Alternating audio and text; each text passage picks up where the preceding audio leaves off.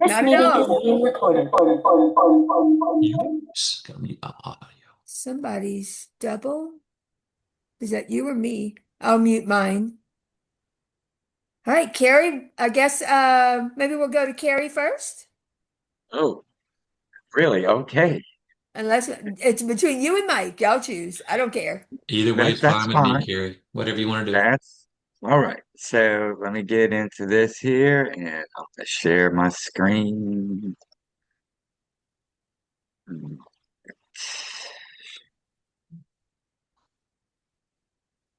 All right. Can everybody see my screen? Yep. Okay. Yes. Just move this down here somewhere. How do I minimize all? Okay. All right. So I'm going to start with an easy one. Look, I'm no expert at this stuff, but I try to do things in Photoshop as easy as possible with the best results. So that's my goal here tonight. All right.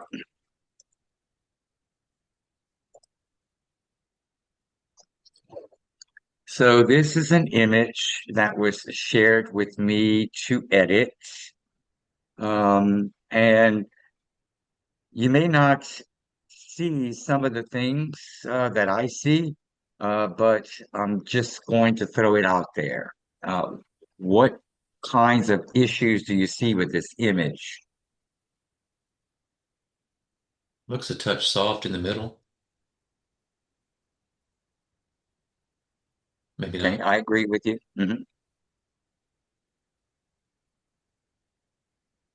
Anybody else? Well, we got a lively crowd tonight, baby. It's that wine and PJs are kicking in. Oh, okay. So some of the things I see with this image, we have this petal that's in the background. It's a little dark and it seems like it doesn't match. So I'm going to work on getting rid of that. The inside of the flower, to me, doesn't match the high key elements on the outside of the flower. And I'm going to get rid of that as well. With some simple masking. And you'll notice here on the stem, I'm assuming the daisy was dyed, so the stem is also dyed. But you'll see here they have some softness from uh, it looks like a Ruth stacked some images, so sometimes whenever you stack images with the macro lens, it's such a low aperture. Sometimes you have to really go around and check for these soft spots. So we're gonna fix that here, okay? All right. So first thing I'm gonna do, I'm just gonna duplicate the layer, and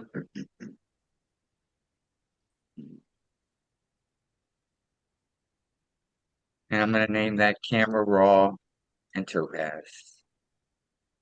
This is gonna be a real easy fix. Okay. All right. So with that layer, that top layer selected, I'm just gonna go to filter, camera raw. And I'm going to open it up. And if you can see if I can minimize this, I'll move this out the way. If you can see this icon here, this is the mask. I recently discovered that a few months back, and I tell you what, it's been a game changer for me. So you can see what Ruth shot the photo at. She has ISO 400, 100 millimeter f5.6, and one 100th of a second in shutter speed.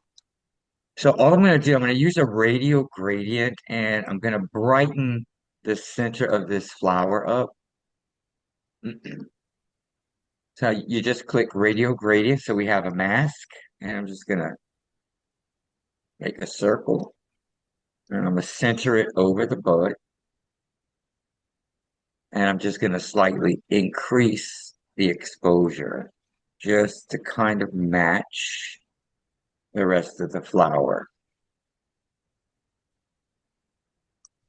And then down below, I'll also increase maybe the temperature or the saturation just to kind of get a little bit more of that yellowish orange.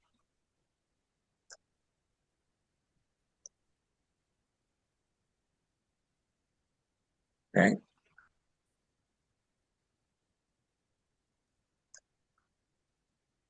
And I'm gonna go back into the main section of Camera Raw, and everything else looks fine to me. Okay.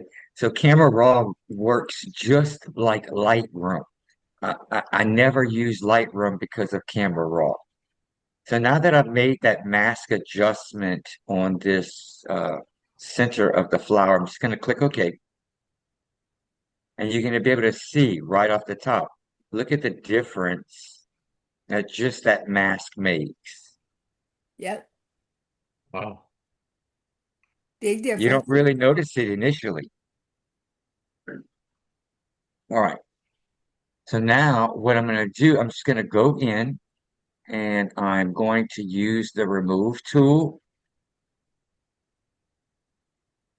And you always want to overlap the edges just slightly. Mm.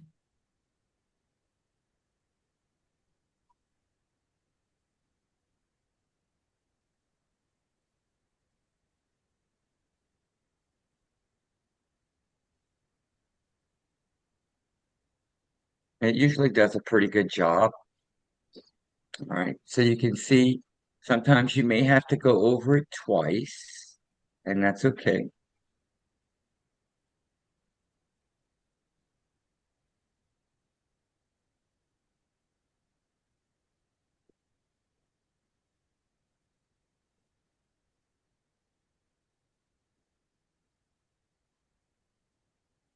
All right. And now you have a space and big difference to me. Yep. Okay. All right. So now what we're gonna do, we're gonna work on this stem here real quick. And all I'm gonna do is just use the marquee tool. And I'm gonna take this area that's a little soft and I'm just gonna highlight over it. Let me just transform it a little bit.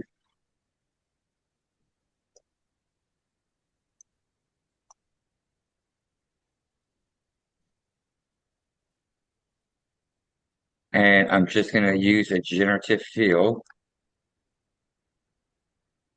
with no prompt. And I'm just going to click generate.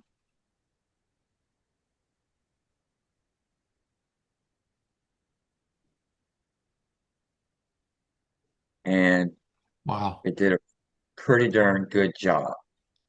So it gives you the three options.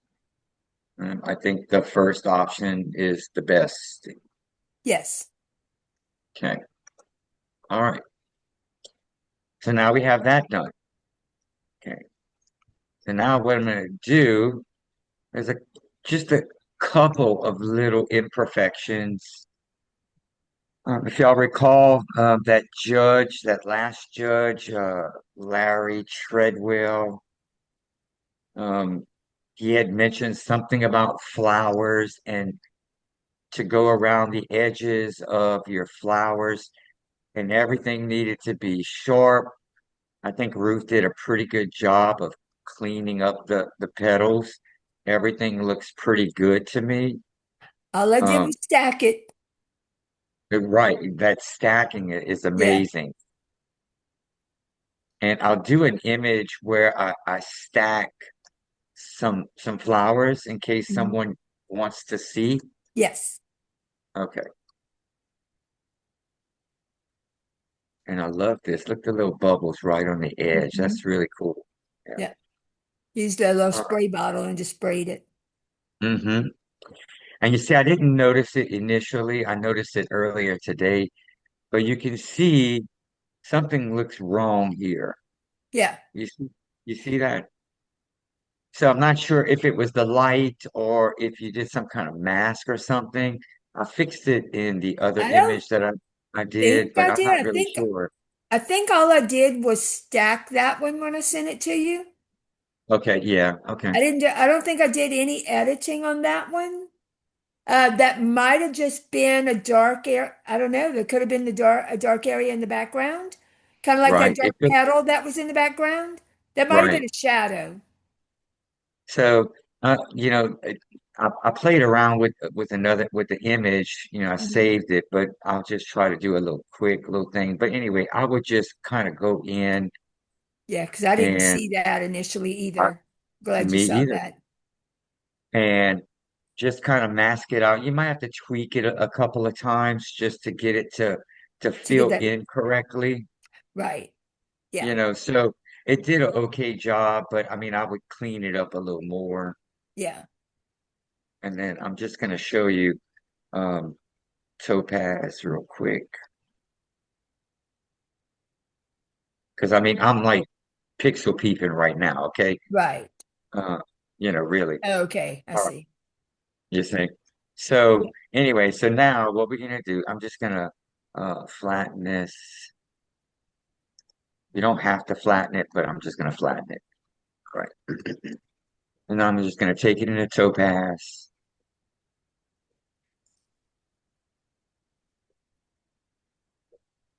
And I put together some notes on what I did and how I did it. And I'll share that with y'all. Um,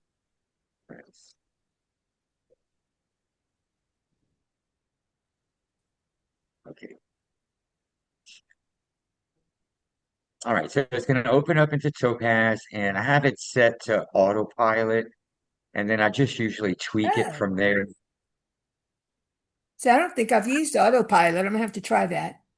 Yeah, so it gives you a good starting point. Hmm. Um, but I play around with it so much. I'm going to show you the different options that I use. Okay.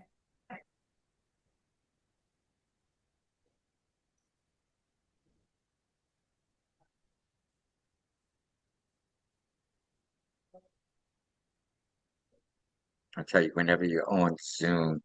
All Hmm. right, It it slows slows things down. down. Yes, and Topaz is already painful.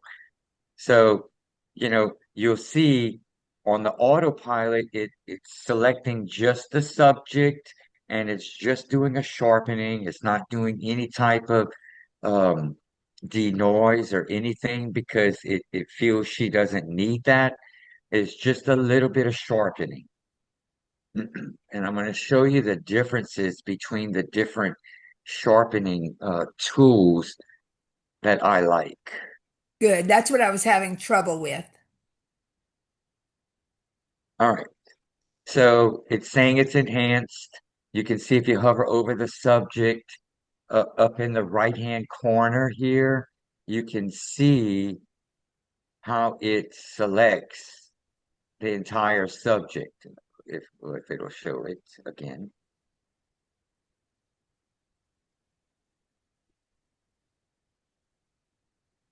Oh, I moved this little box and it doesn't show it now.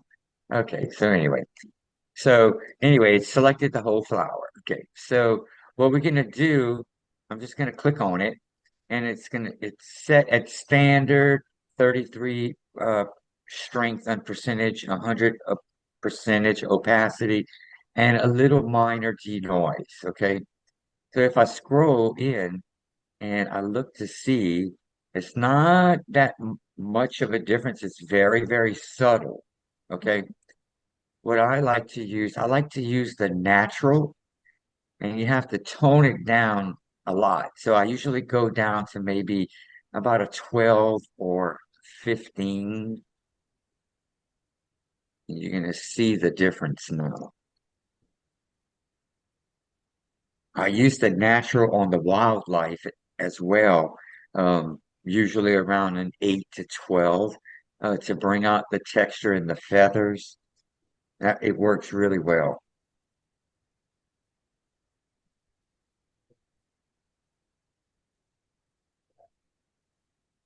The Jeopardy theme song is playing in my head. It's moving.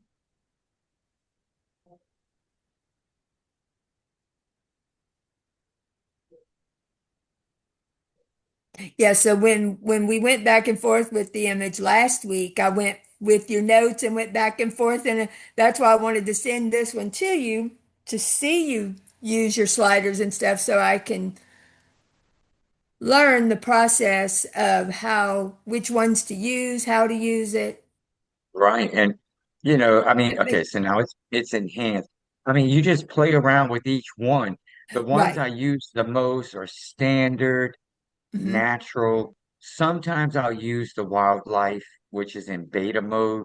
Um, Ah, but I just feel like the natural is better. okay. So now you see it's sharpened the subject. Okay, so now we're going to show it at natural. And now you'll see whenever I scroll through, I mean, those water droplets now are like diamonds.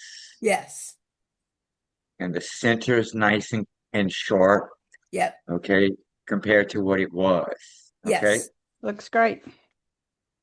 All right. So now all we do is export, and it's going to pull it back into Photoshop, and you'll be able to see the before and after. Mhm.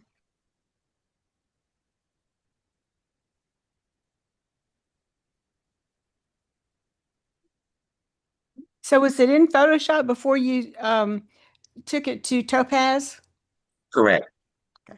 So I started off in Photoshop, pulled it into Camera Raw, and Okay. then sharpened it, and I usually sharpen and denoise in Topaz. I mean, you could do it in Camera Raw, and it works really good as well. If you want to save the $100 or the $200, whatever it is you're spending. Um, but I don't know. It's just my process now. I'm used to doing it this way. I don't feel comfortable with the sharpen and the denoise too much in Photoshop yet. Yeah. So Maureen, what I sent him was I took an image and I want to say I took about 10 shots of it. I didn't have the lighting I wanted. I had stationary lighting around it, so I didn't have that sharp lighting in the center like I would have had if I can find my wand. Ooh. So I stacked the image and then sent it to him. And so this Oh, is what he's been editing is it's basically a raw image that was stacked and then he's editing it. okay. Looks great. Yes. It does, doesn't it? It Makes really And a does. big I'm gonna show difference. you. It's just Um, pops. it really does. I mean, now that it's empty, Yep. in. But this is, a better representation. You can see this is the before and this is the after. Yeah. Oh, much better. And pay attention to here, here, Yep. here, and here. Yep. Mm-hmm. And that's it. That's all And we did for look this. at the difference. Yeah. Yep. Carrie, Yes, at the beginning you said you used the radial something and then you lightened up the center. Was that in correct. Photoshop or Camera Raw? That I started off in Photoshop and I pulled it into Camera Raw with the radial mask. Do you Okay, need me to so show you that again? Yeah, I want to know what the radial mask is.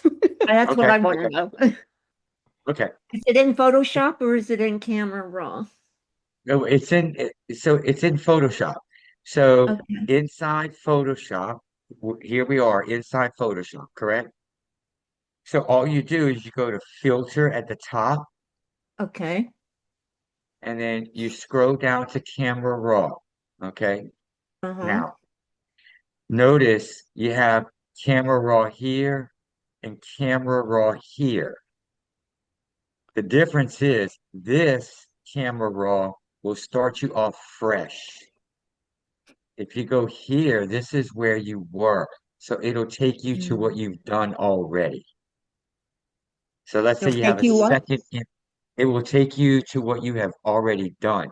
So it'll take you to a previous edit that you did Oh, okay, with So what just do you one click. what'd you do? So initially I'll go to the camera raw here under the filters. This right here is a previous edit. So I don't want to confuse y'all. I just want to I always drop explain down that. to the second reading of it. I didn't know Right. why, but yeah, I always go to the second one that says camera raw filter. So it's under That filters, skip over the first one, go to the second one. correct. Okay. All right. So click on filter camera raw. So this opens up. This is camera raw. Okay. And you can see here, this is, your light, color, effects, the curves. This is all like Lightroom. This is exactly like Lightroom. All right. I don't Now, know the, anything about Lightroom. I right. don't either. I, I I just don't use I don't camera mess raw. with it either. Right. So here you have your adjustments, okay? And then this round button here is your mask. Okay. So Where? you click on this mask. You see that? No, but that's okay. Okay. Okay. It's We're right recording it, below and Miss right. Wait, Nancy. you We're click. recording it, Miss Nancy, so you'll be able to see it better probably once you watch it from the recording. Okay. All right. And so anyway, so I'm gonna click this mask, okay? And then here you'll see these are the different options for the masks. So you can select landscape, you can select background, you can select the sky, you can select the subject, you can use a brush, you can use a linear gradient, a radial gradient, and that's Okay. what I'm And you using use, for a Kerri, you flower. use the radial gradient, right? Correct. Okay. So I'll use the radial gradient. I'm just going to click on this radial gradient and the mask opens up. Okay. And now I get a little plus sign and I can draw the radial gradient. Now, I don't have to make it a circle. I can drag it. I can make it elliptical. Let's say I want to highlight the stem of the flower. I can just drag it here. I can change the coloring, all kinds of stuff. So I'm just going to open up this Is radial the gradient. gradient, does that mean that the middle part of it is the deepest and then it gets Correct. okay. And then it feathers out. That's Okay. correct. All right. And then all I did was just adjust the exposure with the exposure slider under light and just very slightly adjusted it just to kind of match that high key coloring. Hmm.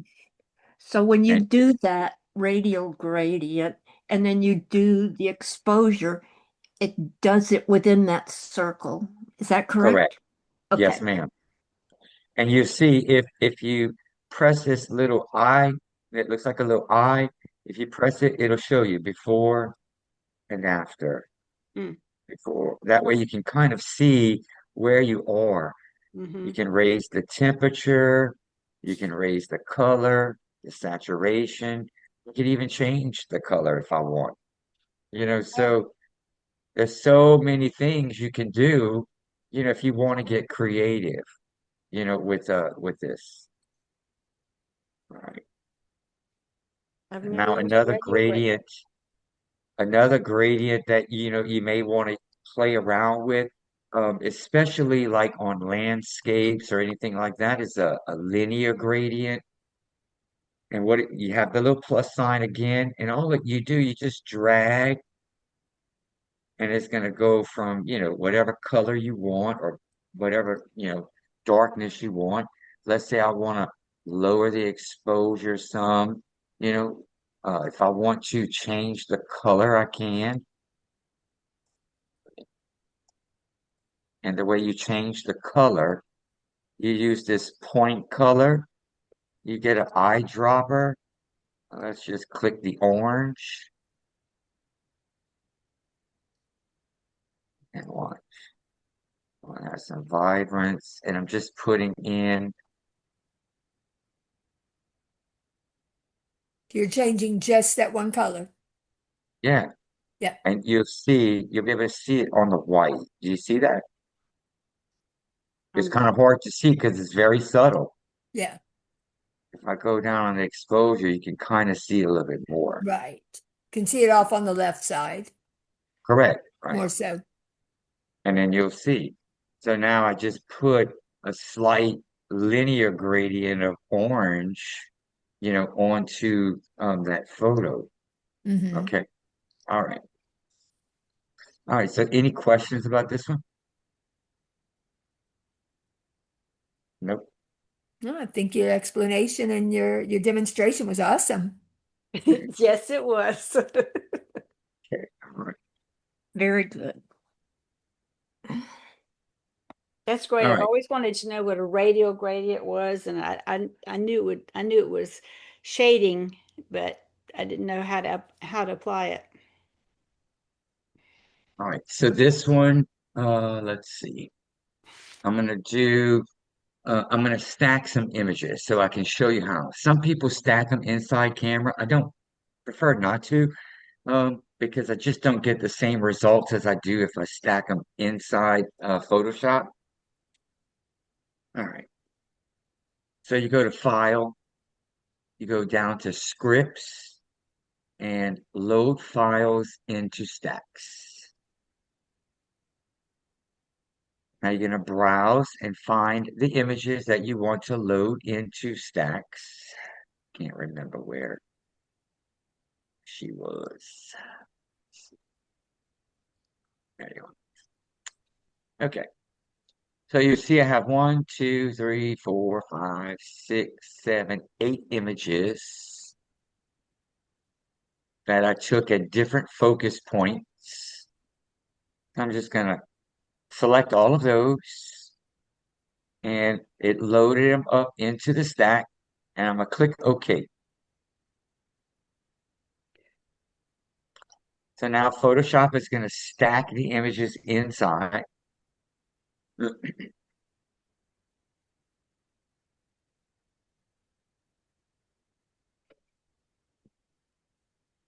Selecting the most focused areas of each one. Right.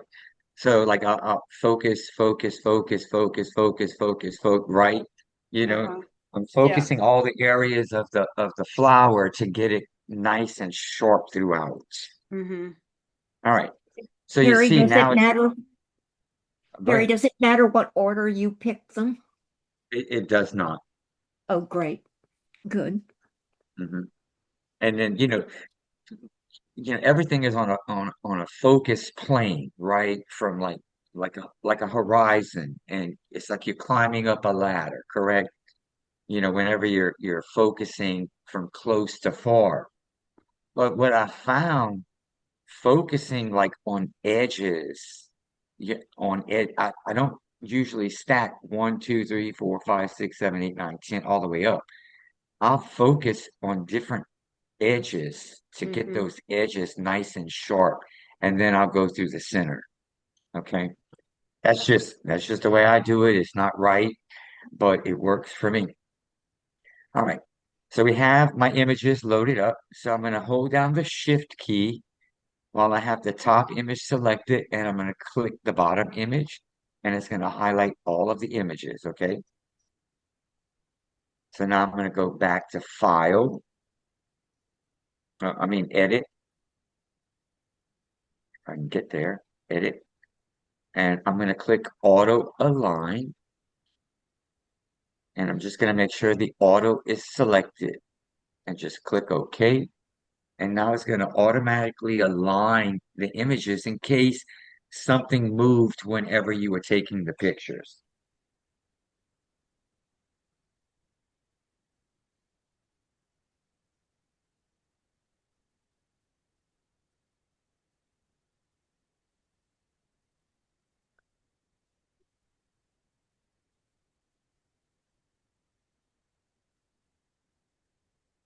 All right, so that's aligned. Everything is still selected. Now I'm going to go back to edit, and I'm going to auto blend the layers. And I'm going to make sure I have stacked images, but you can see if you took pictures of a panoramic view, you can stack them in a panorama. Huh.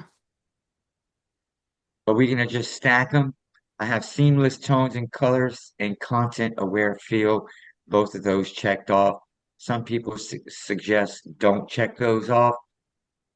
It just depends on the subject matter, and it seems to work for the flowers.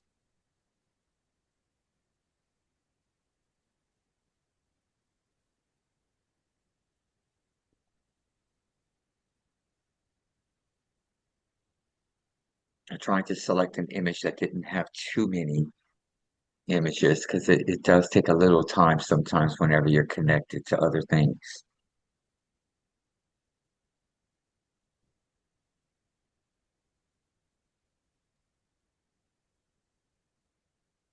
But doing this, I tell you, makes a world of difference in your flower, especially the flowers.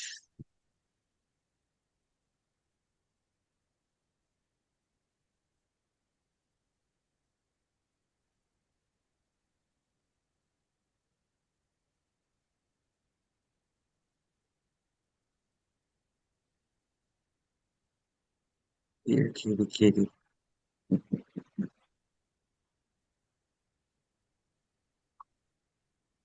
There we go.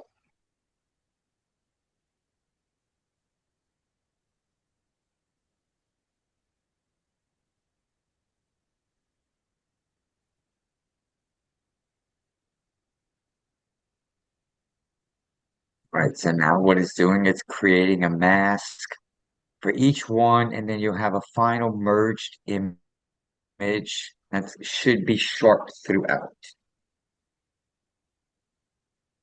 And you may have to fix certain things, but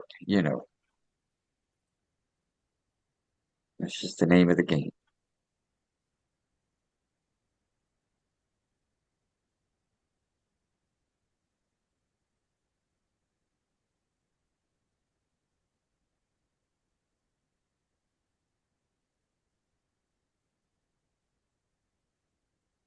All right, there we go. That's pretty. All right, so this is the final stacked image, okay?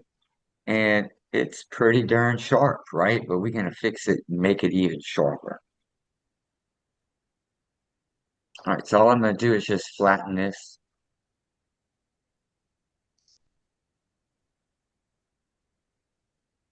And we're gonna clean this up. Okay, so you can see sometimes, whenever the flowers they have to auto align, you'll get these little marching ants because they had to do some generative fill around. So I'm just gonna crop it.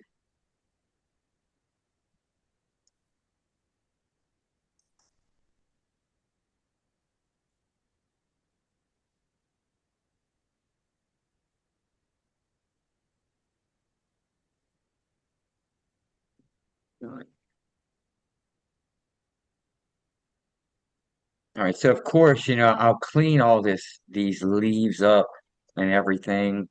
Um, but I'm trying to go quickly.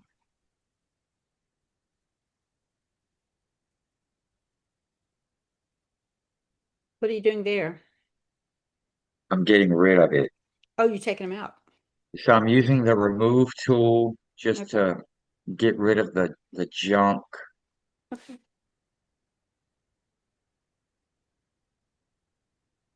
I usually don't use big swaths like that, but I just don't want to take up too much time.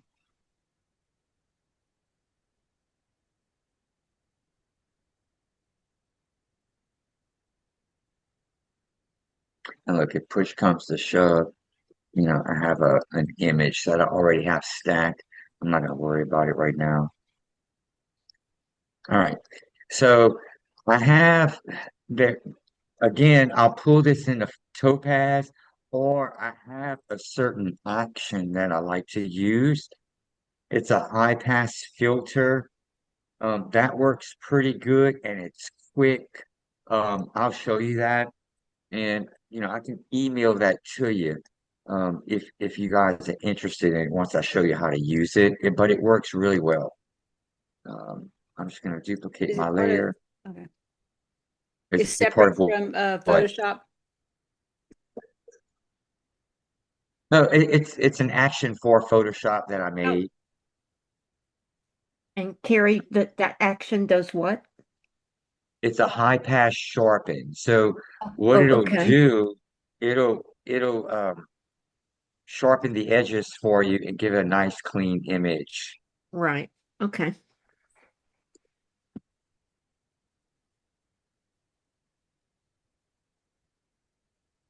All right.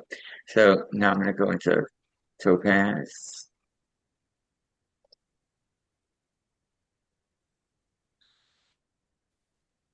So you're going to use topaz rather than the high pass filter? Yeah. I mean, I could use either one. Or will you use both? I won't use both because it's going to be too sharpened if I use both. But this way you can kind of get an, I mean, Topaz is really good.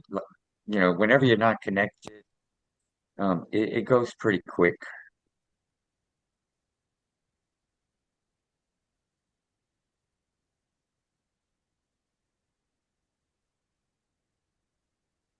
so instead of doing the high pass filter, we would just bypass that and go straight to topaz if we were going to use topaz instead. Hmm. And some people may not have Topaz. I Yeah, mean, everything, is money, money, money, money, money. yeah. So if you don't, that high pass filter is a pretty good filter to use. It's a very good filter to use. Yeah, I Hmm. use it all the time. I haven't installed my Topaz, that new Topaz yet. And do you think that the Topaz sharpening is better or than high pass or whatever? Well, it depends. I mean, different things work differently for different subjects. So with the Topaz, I like it because I can put in the denoise at the same time, you Oh, know. okay. So here again, they defaulting to standard 39%. I'll go to this natural. We'll try that 11 to 15 and see how that works. Just looking at the image. So you're in Topaz now? Yes. Mhm. Okay.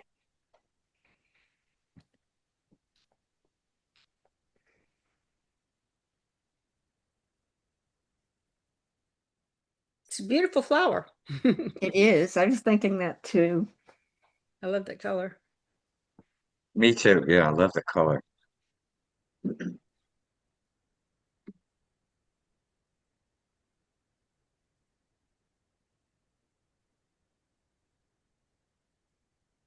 And I mean, we can look at a comparison to see two are, which is Sure. the better one. That'd be great. All right. So this is the topaz. So natural. Now you can see a lot of detail in this flower. Mm-hmm. And I didn't do the denoise for time, but you can see a lot of the veins and the detail in the edges of the flower. Mm-hmm. Okay. All right. I would just export that.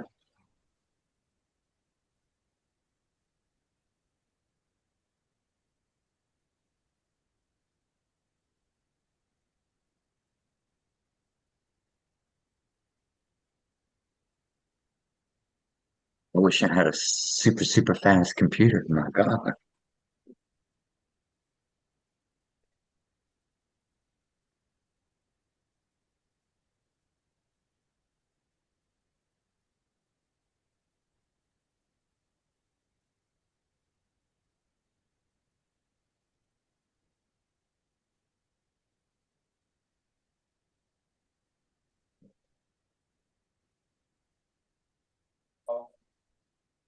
What's that, baby?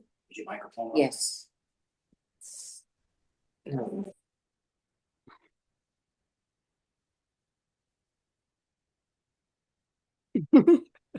He's just jumping around. I'm telling you. No. He was going side to side. Now he's going around and around. Oh, Jesus Christ. All right. Ooh. All right. So now we have the flower that's pulled in. I'm just waiting for it. Okay. So you can see the difference. Okay. This is topaz, and that's without. See the difference in the details? Mm. Yeah, All right. yeah. Now I didn't let's know say I want roses look like that. right. That they look like leather. Right. So I'm just going to duplicate the layer again. Now on this one, I'm going to just use the high pass sharpen. Where did you get that? Where'd you get the high Uh, pass sharpen? I watched a YouTube video of a guy, uh, and I followed his directions and created one. Oh, okay. But you can just do it um So how did you get to it? from the photo in Photoshop from the menu. Okay. All right. It's So, just a filter other. You go to filter on Photoshop, you go to filter, then you click on other and choose high pass sharpening and put in the amount you want. So it's really pretty easy. Okay. it is easy. Yeah. So in the first uh, layer that shows up, okay, this is a radius, okay. So you can increase the radius, and what this does, this determines how thick those edges are going to be. So I usually keep the radius down until I could just barely see the edge, Hmm. Yeah. okay, just barely. And it's a Hmm. personal preference, but I mean, it's really up to you. And then I'll click OK. And then now the next layer that's going to come up is the opacity. Usually I'll keep that anywhere from 80 to 100%, but it's much quicker than topaz, as you can see. All Hmm. right. Kerri, Photoshop. Okay. if you keep the radius too high, will that cause over sharpening? Yes, it Okay. will, and it will look unnatural. It'll Okay. make the edges very, very sharp and extended. Okay. So this one right here is with the high pass sharpening. Excuse me. It still looks a little soft to me. So I'd have to go back in and adjust it. And then this is with the topaz. Okay. Oh Now, yeah. It's quite a difference. it is a difference, right? So this is the image that I finalized. Okay. I cleaned up all of the petals. Um, you can see here we have some blemishes here, here, here. You just want to get that cleaned up. Even here, I took that out and cleaned it all up. Okay. So now you can see this is nice and clean, no blemishes, and the rose is pretty. Hmm. And that's it. Now, what I did with this image, I downloaded uh, some atmospheric smoke overlays. They Oh. come in brushes. They come in full PNG files. Um, so I'll show you one of those.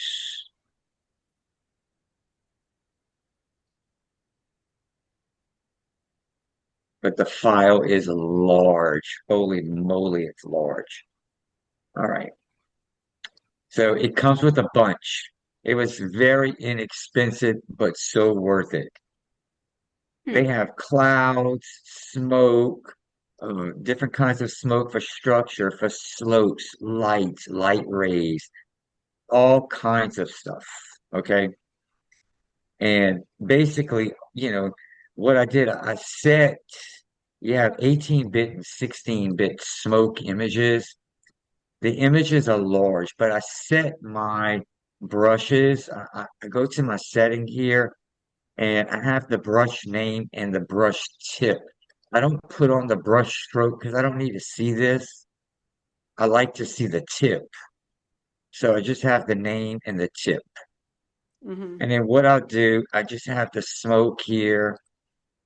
I'm gonna do a point color, go back to my brush. And now you can see on this brush, I can adjust the size, make it small, make it big.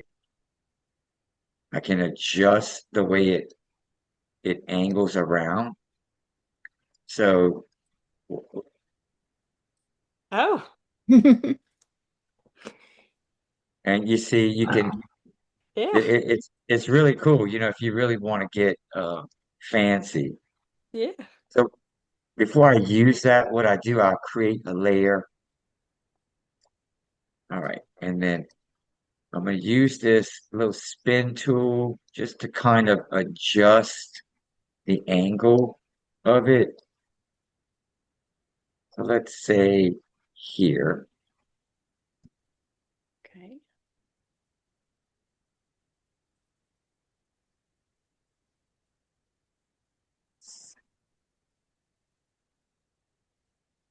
Oh, And then from here, you can change the color, you can add white, hmm. you can lower the opacity if you want. Very, very realistic.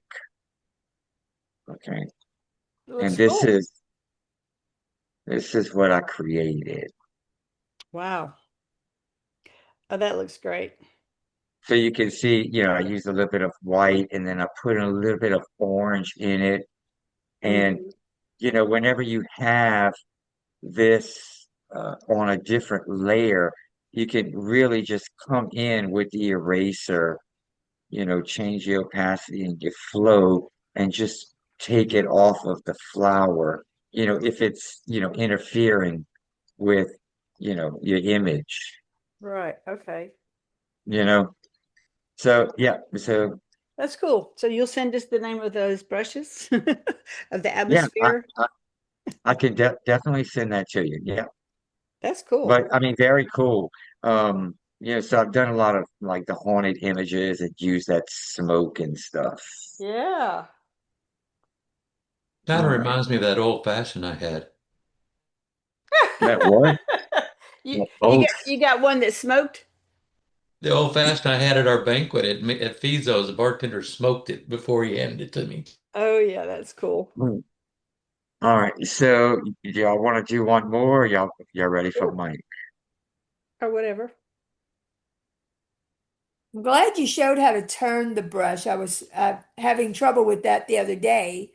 I wanted to turn something, so I'm glad you showed how to do that.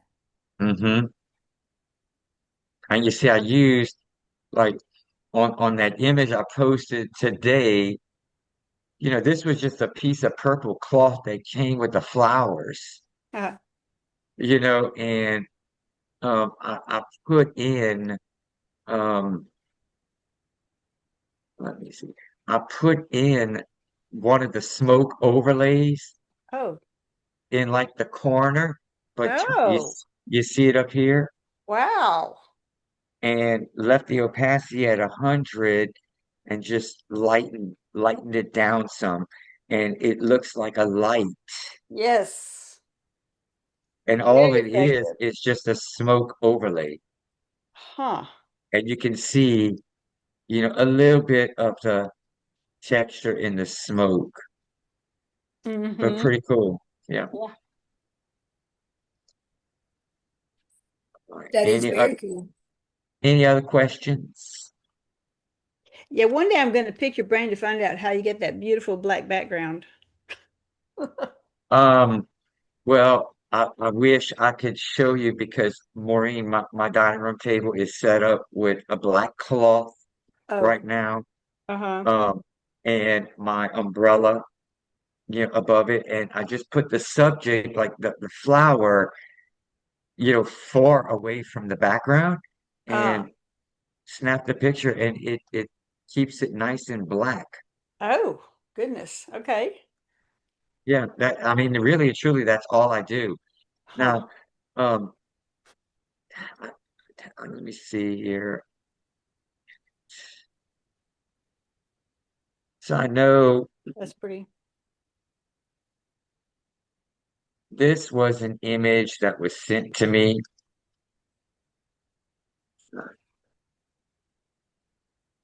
My cursor, I'll tell you, I'm all over the place. All Mm. right. So this was an image that was sent to me. Um, and it's got a lot of things going on. Um, Something I discovered, I'll just show you. So this is what I did with the image. Cleaned up all of the edges with the remove tool. Mm. I flipped it vertically, horizontally. Let's see. Brightened up the center. And what I did here, I go to filter.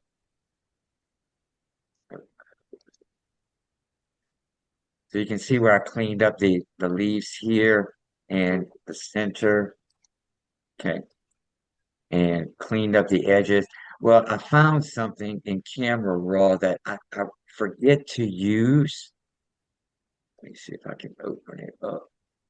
And I'll show you. This is really cool, in my opinion, and something that I don't use that often. So, right whenever you open up Camera Raw, you see this color profile here, Mm-hmm. right? Do y'all use this profile button here at all? I do sometimes. See, I I'm forget just to starting use to it. experiment, but I don't know what I'm doing. Yeah, I I have some forget to Anthony use it. Morganti profiles What? that are preloaded into there. Oh, nice. Okay, yeah, yeah. See, so I downloaded some today from Photoshop Cafe, and I mean they're basically presets, Correct. um, which are good, and you can tweak them. Um, let's see, I use the black and white ones because a I lot, like the variations that it comes up with. And then you're right, you can tweak it once you select one. right? Well, also if you look, um, so this button here, this is your presets button here, which is below the mask, right?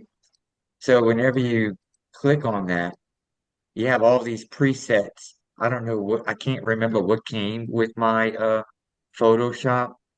Um, but I found one today. This flower was kind of like yellow orange, had a yellow tint to it. And I'm just scrolling through these presets, and this one season summer, and it was '07. Look how Um, the white balance is so much better. yeah, Mm. it The is. pinks are more vibrant, you know, but look at the difference before, after. It's Yeah, just really a nice Mm-hmm. color. Yeah. And again, with the brushes, I created a couple of layers, stamped on some smoke with the different I like colors of that. pink.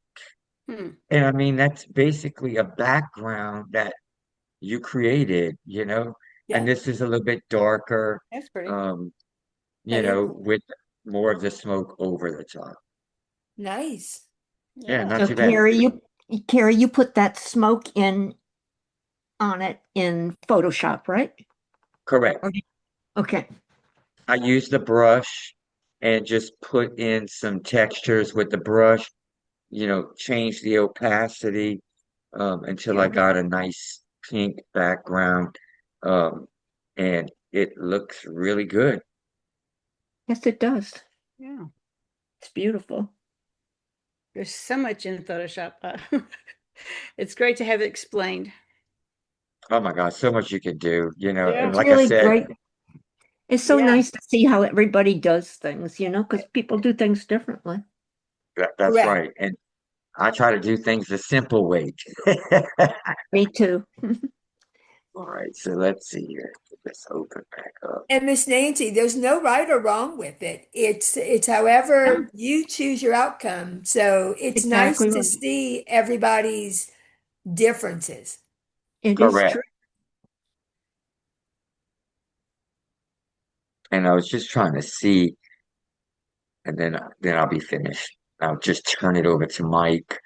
But you Hmm. can see, look, this is the original image with this purple cloth Yeah.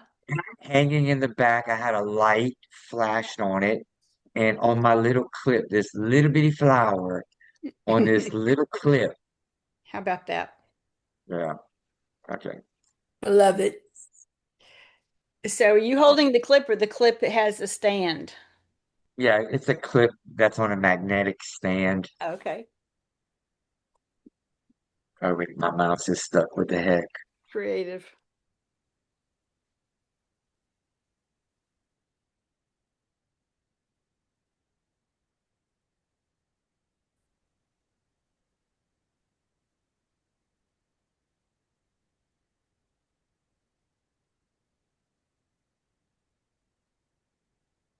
I forgot about Photoshop Cafe. I remember looking at that years ago. You mentioned them as having some color profiles. And somebody used to post about Photoshop or whatever it was, cafe, and when they had freebies or something, and they'd Yeah, post them, and we I could go think I get have them. some from long ago. I I don't. think it was Debbie. That's what I was thinking. Yeah, because when she would post them, I would go and pick them up. Yeah. I didn't pick up all of them, but I picked up some of them. I I have picked too up many quite a of them. few. I have too many. If I picked them up, I don't know where they are. That's probably my other computer, my other life.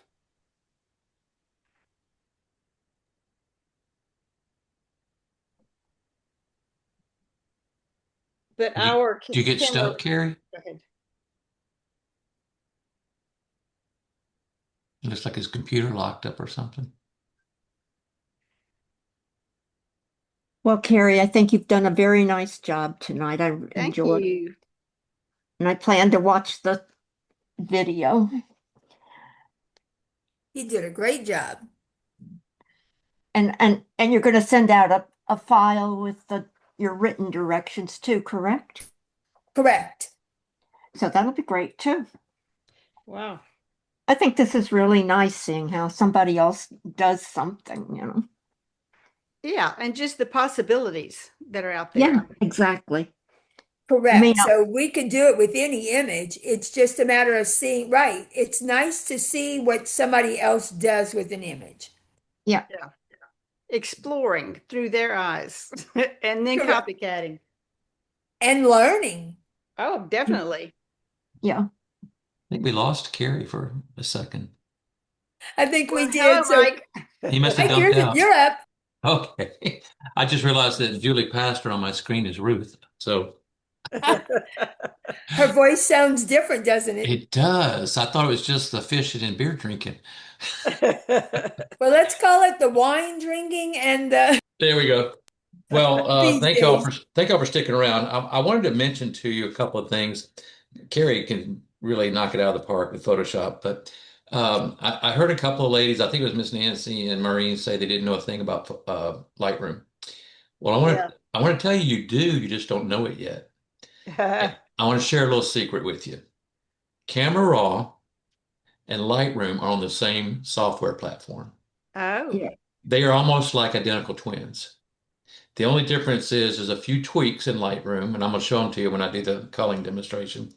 You'll find that there's a lot, I mean, right down to the masking and all the stuff he did. So the only difference I find right now, but difference between Camera Raw and Lightroom is that sometimes Adobe will put their upgrades out on one or the other before they release it entirely. oh, And so some of the generative fill things were coming through on Camera Raw a couple of months before they let it go in Lightroom. Let me see if I can share my screen, and I'll show you a couple of things that I do in my workflow, and hopefully it'll might I have such a hard time with my inspire you. workflow. Oh my gosh. Well, hopefully this will speed it up a little bit. Let me, there we go. Can you guys see my Lightroom right now? Now we do. Okay. Um, let me mention a couple things for you. So I'm going to show you a little bit about culling. It's a new feature they added in Lightroom. Okay, so about a year ago, I did a wee bits and I talked about my workflow and how I use Lightroom Classic, but largely because I'm not smart enough to know how to use Photoshop. And I figured out how to use Lightroom Classic. It just seemed more intuitive to me. So probably 95% of what I do is in Lightroom. I do polish some things up in Photoshop because I know how to use a remove tool, and frankly, it's much better in Photoshop than in Lightroom. Um, if you are on the subscription, and a lot of folks don't like Lightroom Classic because it's a digital asset management tool, and you kind of have to do everything within Lightroom, or it loses track of the changes and where you've put your photos.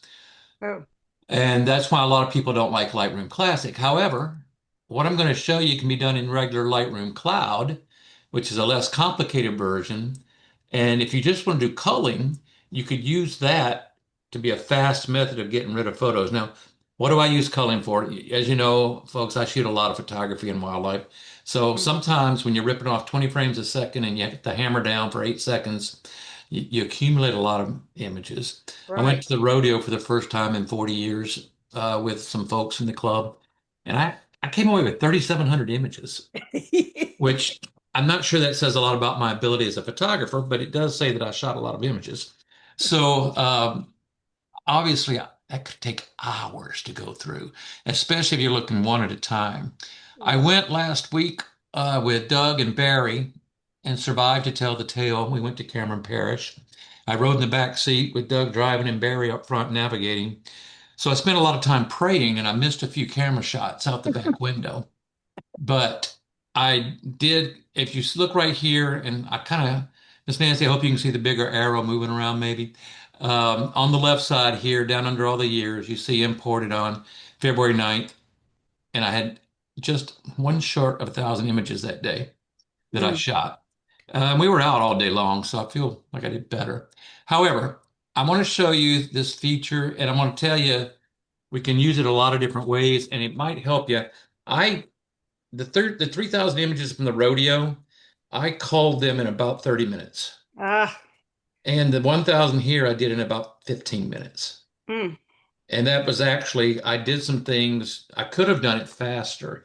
I'm still working on my trust level with assisted culling and learning the settings to get them to work, images that I want to keep and images that I want to get rid of. And once you kind of get that dialed in and you start to trust that it's learning from you as well through the AI, you really can move real fast. Now, for those of you who don't shoot mass imaging like I do occasionally, I have 50,000 images on my catalog of Lightroom. mm-hmm. And I would wager I could probably get rid of 25,000 real fast that are either Yeah. just a lot of, I mean, it's over 15 years worth of images, right? And I bet, well, the assisted culling, I haven't quite done it yet because again, my trust level's still building, but I could get rid of a lot of old photos using assisted culling that already exist in my catalog Mm. on my hard drive and save a lot of hard drive space. Now, there's two ways to get at it, and I want to show you both ways that you can use this feature. And some people get a little tentative about using Lightroom to dump everything onto their hard drive, then going back and erasing. So it's sort of you don't have to do that. I'm going to show you why. Um, there are some tricks to being on Zoom when you're screen sharing. I see some chat. Is there anything in chat that I need to respond to? Oh, Kerri's back. Okay, cool. Good deal. Glad to have you back. Great job, Kerri. Thank you, Um, sir. so I will mention what will this help you with? Well, if you're shooting high volume or a high frame rate, or like I said, if you got a lot of saved photos that you just can't stomach spending a whole week going through every night for hours and hours getting rid of, this might help you. And I'm almost there. As you can see over the last, I'm going to go over here on the left. I didn't used to shoot a lot every year just on vacation trips, and then I've kind of beefed it up to where I'm usually saving about 6 to 8,000 images a year. So that uses a lot of storage space after a while. Thank goodness Mm-hmm. it went down until they got all crazy with this chip nonsense and AI. Now storage is going back up in pricing. But I use a lot of backups on my computer, and I hope it's got enough speed to overcome the zoom as we go through this exercise. But you probably know a lot more about Lightroom than you thought you did. For instance, this developed right up here, Mm-hmm. that's camera raw. Oh, Okay. And if you look, you see this little doodad? I think they call it the flower, the hub. I call it a pie, but that's the same one in camera raw, and it drops down and gives you the exact same masking options. You've got landscape objects, a brush, linear radial gradient, range. You can have people and you can mask out their teeth if you want to. Um, oh, you well, know, that's cool for rural. yeah. If you're shooting in Arkansas, it helps. Sometimes you can put teeth back. But the filter button here looks exact same. The crop's the same. Uh, again, the remove is not as powerful as Photoshop, but all your sliders are the same as you find in Camera Raw. So those who said, I don't know a thing about Lightroom, you already do. You just didn't know you did. Mm-hmm. So I'm gonna get back here and get to the culling part because that's what they asked me to perform tonight. This is my actual shoot. I actually did all the work on another drive, but I put it on. I'm using my backup drive as demonstration tonight. I'm kind of fanatical. I have one, two. I have main drive, two backup drives, time machine on a backup drive, and a cloud drive. So my dad told me if you didn't have three, you don't have one. So That's right. um, assisted culling is a new feature now in Lightroom. It's over here.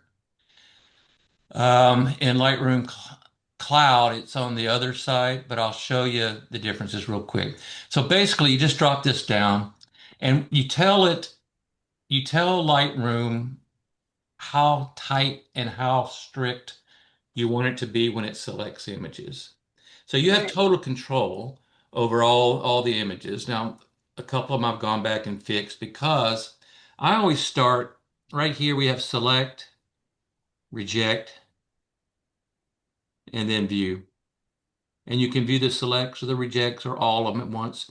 I usually start right here with exposure issues because one of the few things you really can't overcome as well when you shoot raw is a bad exposure if it's really horribly bad. If you're a little underexposed, you can push it back up some. And if you're maybe a little slamming on the edge right here, but as you can see, I'm real close to blowing out all the data and the highlights. Again, I was in the back seat behind Doug and praying more than I was shooting. And somehow I snuck up. I wasn't paying attention to my settings in the viewfinder, and I was at 20,000 ISO in broad daylight. So no wonder I got such a bright image. But I go with exposure issues first, and so I'm going to hit this button, and the first thing you'll see is that it kind of went fast. You see all these green marks? These are acceptable exposures. And if you'll look right here on the right, just under the word exposure where it says view, I have out of that 1,000 images, 999 images, it rejected 460 and Mm. it passed, gave a green light on 539. Now, this went fast because I'm working off the hard drive. And I've got 32 gig of RAM and a T4 cable and a M2 Pro Mac. So I've got a lot of power here. But it takes about, as I said, if I went, I'm going to show you when I go to the card. It takes about 2.5 minutes, 3 minutes to download and analyze 1,000 images. Mm. And then once you do the initial analysis, every change you make is instantaneous. And I'll show you how that happens. Right now, I'm going to move it to the rejects only. And so when I first started shooting that day, I was bumping a lot of buttons on my camera, and my viewfinder is a little high, a little loud, a little bright. I am on a mirrorless Nikon, And so I wasn't really paying attention. And what looked good to me by my visual eye, the camera wasn't seeing the same because the image was backlit. And I wasn't thinking to open up with exposure compensation. I was running 1/2000th of a second shutter speed, f6.3. I was fully extended on my, almost fully extended on a 180 to 600 zoom at ISO 100. I wanted this low ISO to get the most detail, but it required a high ISO when I did or bad exposure, right? So all these are underexposed, and it has rejected these, and rightfully so. As I scroll through, you see that there's a lot of dark images here. These aren't too bad, but let me tell you this. I'm going to go back up here to, let me find them real quick. There were some images that I knew what I wanted, and I did not want to reject them. So I went back and did a little editing. To allow the culling process to bring back some of those that it was rejecting for due to exposure. And I'll show you how you can do that real quick.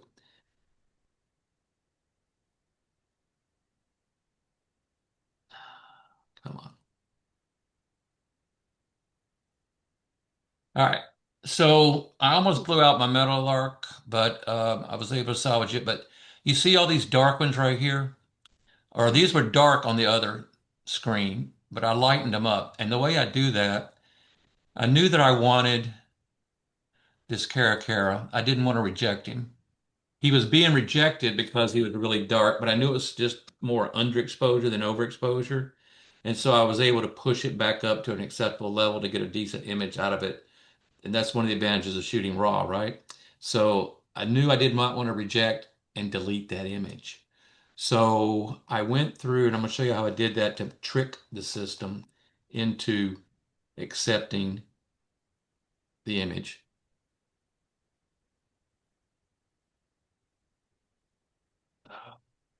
Here's the little trick. When it's dark, it's sometimes hard to find the image you want to show. What There it did you is. just do? Yeah, here it is. Okay, I did it already. So Oh, I went into the image that were dark. They were all like this, and oh, they were being rejected uh-huh. by the culling.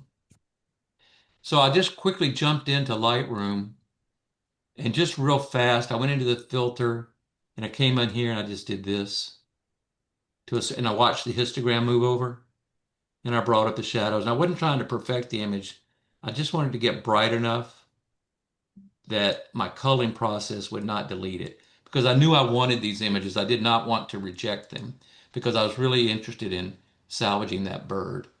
And if you look now, uh, they are right here. So they're still here. And here's the one I just brightened. I didn't do any editing. I just brightened it enough to make it acceptable. See, Mm, it's in the select pile now. mm, And then to give myself the opportunity to look at more, it's real easy. All you got to do is this and hit sync settings. And I look here at the masking. I didn't need to do that. I just need to make sure the exposure follows through to all of them and hit synchronize. And then all my images start to catch the same exposure. And the reason they disappeared on is because I'm on rejects. And so now they should all drop in as soon as they synchronize.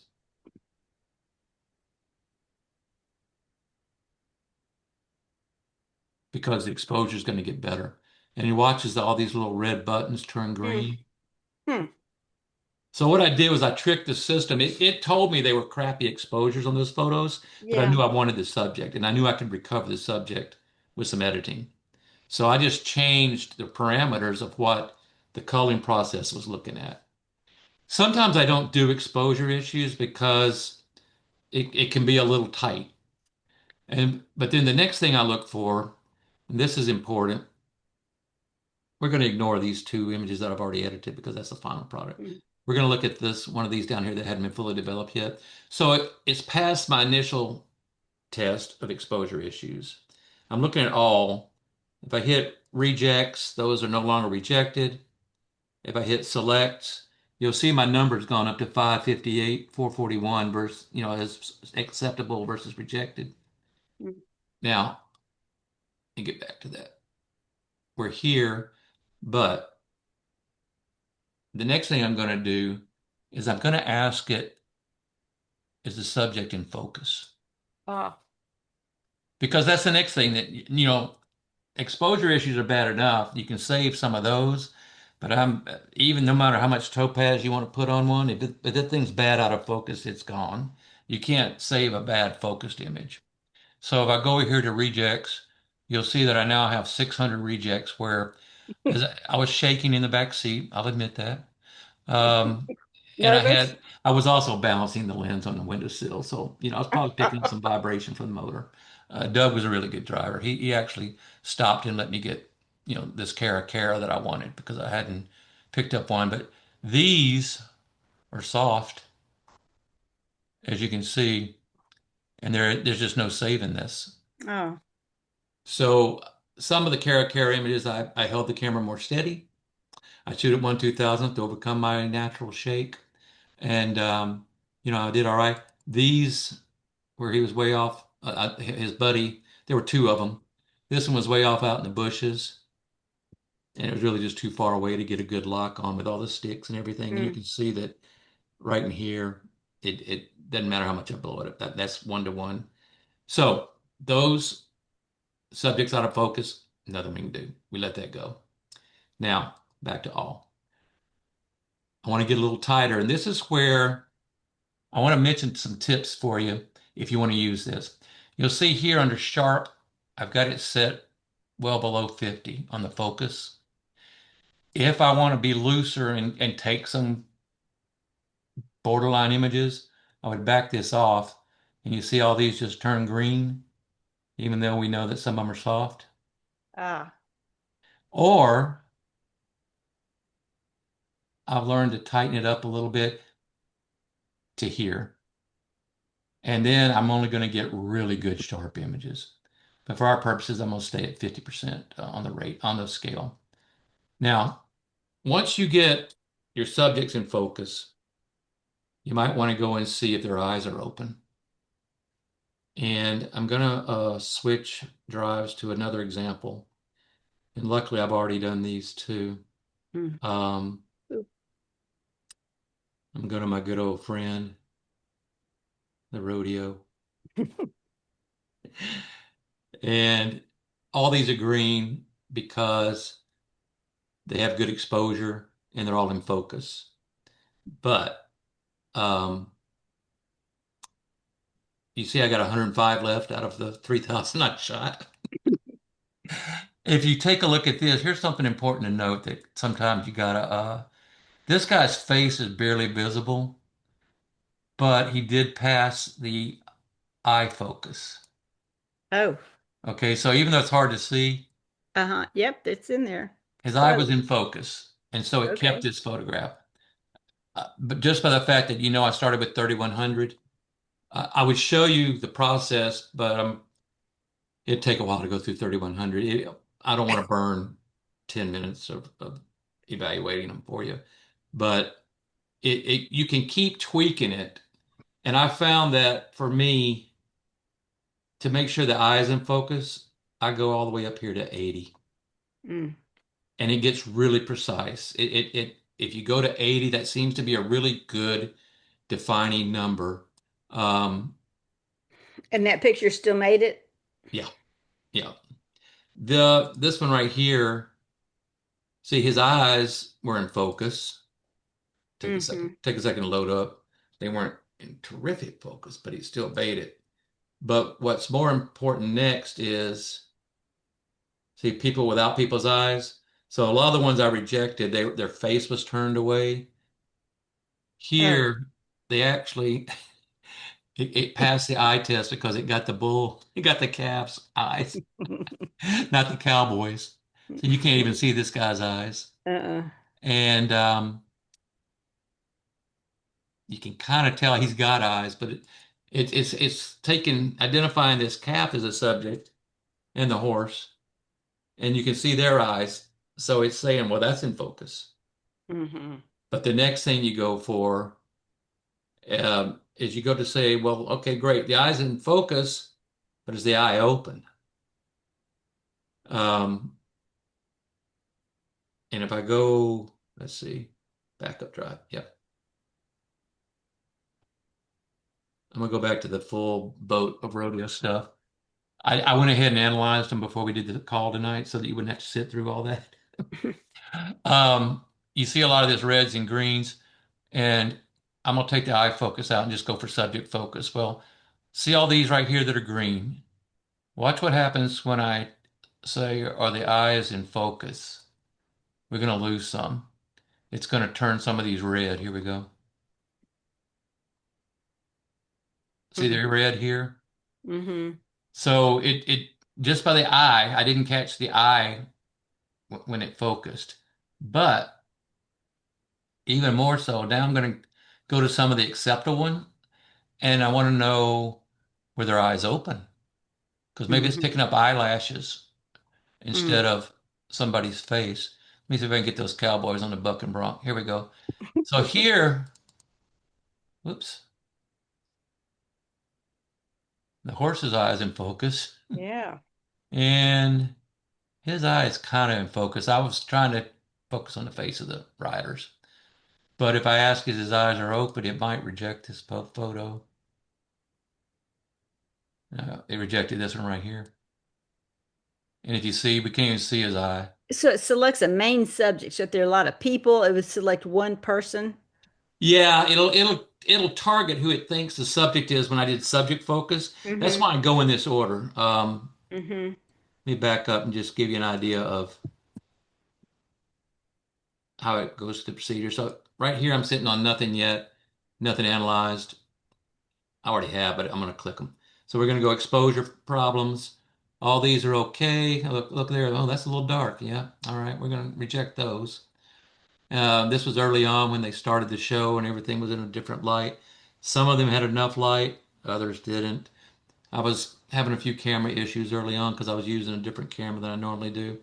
So it rejected the dark ones. It kept the properly exposed ones. And if you look over here at my histogram, top right, Mm. I'm pushing to the right. I like to expose to the right when possible. I just think it pulls more data in when you're shooting in RAW. But if I now go to subject in focus, we're going to lose some because Melanie kept popping her, or that might be Julie popping her head up in front of me. This is Doug's head. So I finally moved out where I had a better angle to shoot, but it rejected all these because look, he's out of focus. I got a blur here. Some of these people back here did not make the focus point. So it kind of probably struggled to know what the subject was, even though I was shooting this gate that was about to open. Mm. And it rejected them because it couldn't get a focus lock. Um, excuse me for scrolling real fast. Like this right here, which a really fun, crazy moment. A couple of folks in the club that were with me that night got this. I was too far extended with my zoom, and so I didn't really react and get a good shot on him, other than maybe right here. And unfortunately, I didn't get it in focus. Hmm. So it would have been a nice shot. I think Barry got it. He got it really good, and Melanie probably nailed it. Um, so I was trying to pan and catch up to him because it happened so fast. It was over here, and I didn't. And I'd let go of my shutter, and then all of a sudden I looked up, and this guy was trying to outrun this bull. And I Mm. think I almost got him in focus here. I got the bull, but not the Yep. guy. So it can, depending on how tight you want to set it. Again, I'm at 50 on the sharpness for subject focus. If I go a little farther, it'll eliminate some more. But I'm gonna keep it right here for now. All right. So then we know that I didn't pan very well. I didn't shoot very well, but I still got 2,753 that are passing exposure and subject focus. So I'm doing okay, but now we're going to get tighter because the idea is I don't want to deal with 3,200 images. So I'm Mhm. going to go to the eyes focusing, and again, I'm going to bump it to 80. I've just learned for me and my style of shooting, I'm not 100. I mean, I don't go to 90, but I can usually get the culling down to what I want. And if you look right here, My 2700 dropped to 2500. And we've got some good ones still left, but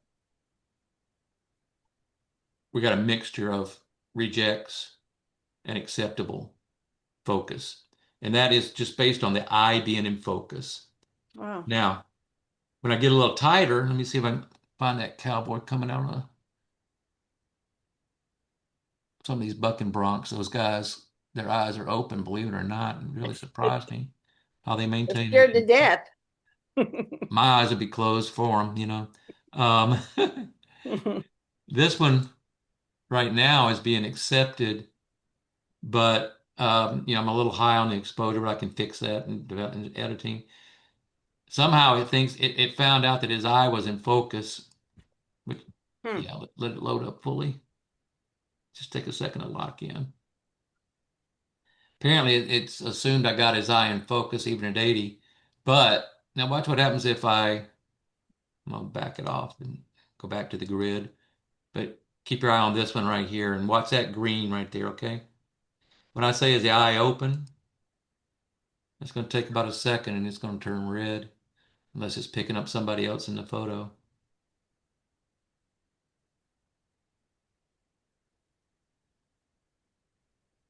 And it kept it probably because I'm not as sharp.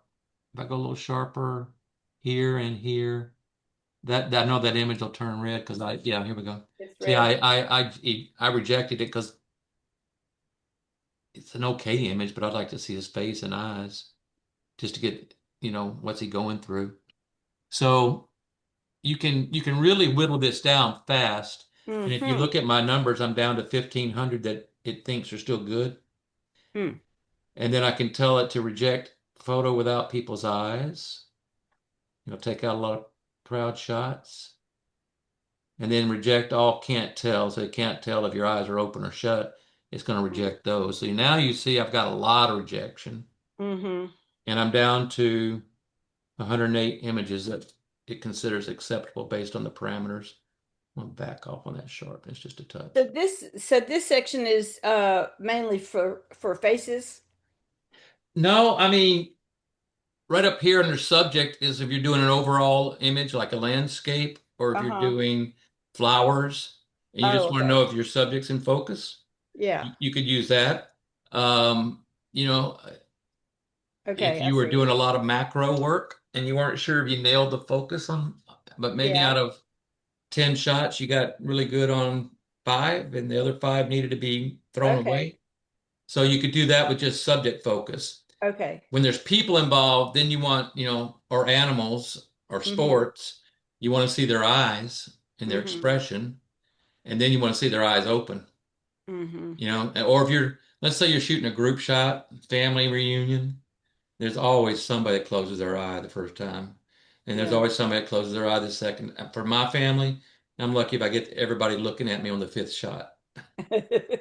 So, I don't want to mess with all those where everybody looked away, or if Yeah. if somebody looked away or their eyes were closed, it's going to find them and it's going to reject it. And if Mm-hmm. they can't tell because maybe the image is way too small because they're 8 rows deep, then, I can tell it to don't reject them. Let me make that decision by turning Mm. this little button off right here. Okay. So, Huh. a couple things I'll show you real quick, then I'm going to come back to something really neat. Um, Let me go to. All right, I got the card in. All right, so maybe a lot of people don't like to dump stuff onto their hard drive and then turn around and delete it. It's a lot of work, and some people believe it wears out the drive faster, or Hmm. the SSD only has so many read writes in it. Although I can Oh. tell you, you can import, delete, import, delete, import, delete, and it'll be 10 years before you run out of space on an SSD. They'll read write 10 million times before you wear it out. It will fail on you before it will wear out. So, Okay. but if you're one of those folks who don't like to do that, you can also do this process on the card. You don't have to import it into Lightroom. And now the assisted culling Oh, so you is, never do. So that's not really. yeah. So So, you're just seeing the image from the SD card. yeah, this is off the Well, for me, Okay. it's a CF Express card, but you can do an SD card too. Yeah. And if you looked at, I'm right now, I was going to import and add it to a catalog, but let me move this rascal out of the way. There we go. No, that's not out of the way. How about if I put you down here? If you look at right here, assisted culling is right here, Uh-huh. and I can do it. Look here, starting to analyze those 998 photos because that's the raw on the card that I didn't touch. And I don't know if you can see how fast it's clicking them off, but we're already 150 images in out of the 998. So maybe if I sing and dance for a minute, we can just go ahead and analyze all 998. And with that, and with what directive there? Subject and focus? Right now, I've got it. I think it's exposure. Let me see. Oh, exposure is what you do Oh, first. I got it doing everything right now. I have it doing exposure, subject focus, eyes open, reject if you can't, photos without people's eyes. So that's why I'm getting a lot of rejects on these birds. So I better drop Mm. that off. Now all of a sudden it's going to keep the birds. You see how I did that? Uh-huh. I told it to reject without people's eyes, Mm-hmm. and all them birds turn red with red X's. None of those So birds they have don't have people people eyes. eyes. But when I let it go, it starts keeping the birds based on subject focus, eye focus, eyes open, Mm-hmm. and exposure issues. So here we are. We're at 925 out of 998. I only had to stall for about 2 minutes. It's great. So it has analyzed, and I did the full analysis here, guys. I didn't even bother with. Normally, when I run the first blush, I only do exposure issues. And so, what in a minute and a half, 2 minutes, we just culled almost 1,000 images. And out of that 1,000, based on my I can't settings, wait. it eliminated 279 and rejected 719. And I have it set for 80 on the subject sharpness, Mm. 80 on the eye focus. I want the eyes to be open and exposure issues, which it normally looks for a real balanced histogram. It doesn't look for one shoved all the way to the right. But if you're clipping highlights or if you're having too much underexposed where you're getting too much black, Mm-hmm. it will reject it for exposure issues. Mainly, I want it, if I'm clipping the highlights, or if I did clip the highlights because I was an idiot out in the field, I want it to get rid of them images and don't even show them to me because all the data is lost anyway. Mm. But if I go here, here's what I would do at this point. I've gone to my card and I haven't even downloaded this to Lightroom yet. I haven't downloaded it to my computer inside of Lightroom. So I'm going to go to rejects and I'm going to go up here and I'm going to hit edit, select all. Now you see all these check marks where Lightroom wants to import? Uh-huh. I'm going to get rid of it. So now when I go back over here to selected images, all those rejected ones will not be imported. Just the good ones that I want to see, Oh, or just the acceptable ones that I want to yes. see. A Now, once I starting get point. it to my hard drive and I start playing around and looking these over, I might get tighter and get rid of some more. But for now, when I go to import this into Lightroom, it's only going to import the ones I want. Uh-huh. Now, those of you who don't use Lightroom, how would this help you? You might, if you're on the subscription basis, you've got Lightroom. You've got Lightroom Cloud and you've got Lightroom Classic. I would recommend if you're on subscription, now if you've bought Lightroom or if you bought Photoshop years ago and you don't have, the subscription basis, this will be a little tougher to do. You need one of the Lightrooms in order to be able to do this. But I would use Lightroom Cloud. I You'd would use go to my cloud? card and I would cull them on the card. And then Lightroom, I'm going to show you how Lightroom Cloud works just a second. And I would use that just to get only the ones I want to work with onto my computer and then go back to using your computer in Photoshop the way you're accustomed to doing. Just use the Lightroom for culling only. You don't have to use it to edit if you don't want to. Although, Is there a place that says Lightroom Cloud? And yeah, I'm going to I think show I it to have an you right. option for Lightroom I'm Classic. gonna dump out of this and show it to you right now. Let me cancel here. All right. I use Lightroom Classic and right up here in the top left of my screen. Yeah. The key to Lightroom Classic is if you don't perform your import and all your changes, like if you move an image from drive A to drive B, or if you edit an image outside of Lightroom, or delete, worse than anything, if you delete the image outside of Lightroom, it doesn't know what to do. So the next time you open Lightroom, it thinks the image has disappeared and it gives you big old question marks and gray frames wanting to know where it went. But Camera Raw and Lightroom are the same. And let me drop here, go into my applications.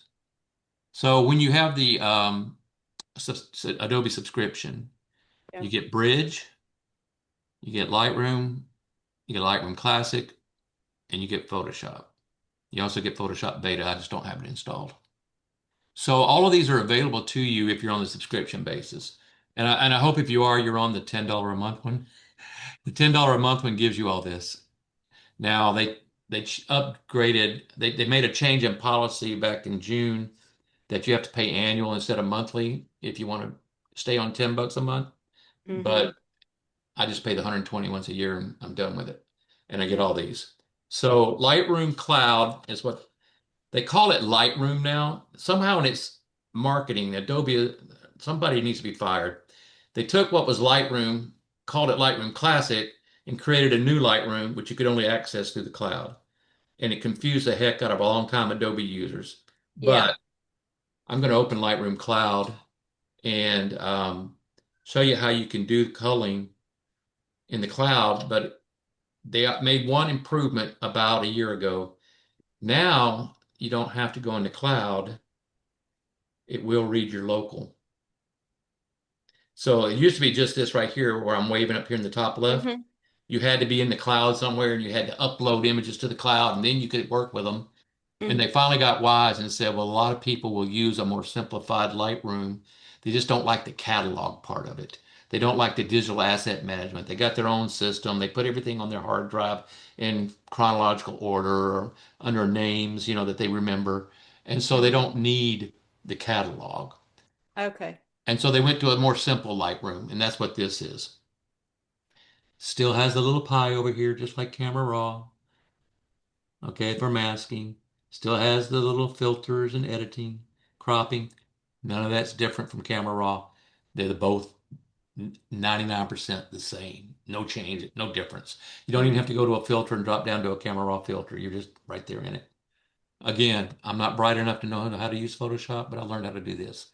So this is my card, the same one we were looking at over here.